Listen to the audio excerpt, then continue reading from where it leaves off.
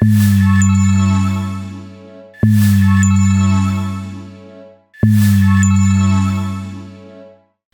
байцгаана уу. Миний нэр Ulrike Gonzalez. Би Герман Монгол судлаач.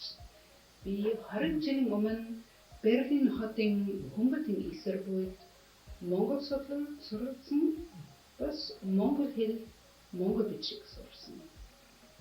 Тэгээд бас би 1 жил Монгол улсын эсэр буйд сурсан. Би олон удаа Монголд аялаад сургаа хийгээд мастерын ажил бичээд тэгээд их сургуулиас төгссөн.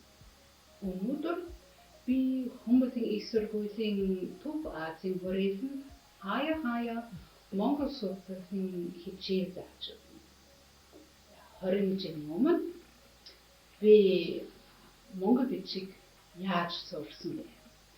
Тэр үед манай хүрээлэнд ямар ч Франц, эсвэл англиар, эсвэл герман хэлээр бичсэн сурах бичиг байсангүй. Зөвхөн нэг Франц сурах бичиг байсан. Бас тэр үед ийм Чойма багшийн бүтээсэн сурах бичиг байсан. Ганцхан нэг ном байсан.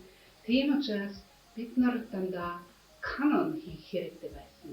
Ингээд би ийм сурах дэвтрээ хийсэн. Бид нар бас дандаа гараараа бичсэн.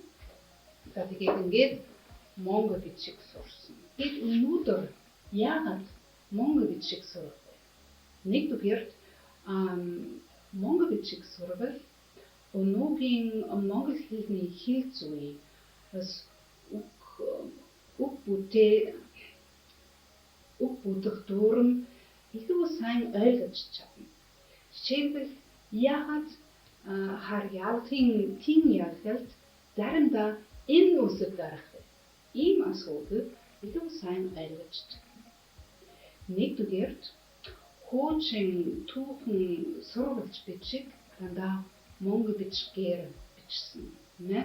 Тэгээд түүхийн асуудлын тухай судалгаа хийвэл дандаа Монгол бичиг сайн унших хэрэгтэй. Энэ соёлын хамгаалахаар Монгол бичиг сурах, унших, бичих хэрэгтэй. Баярлалаа.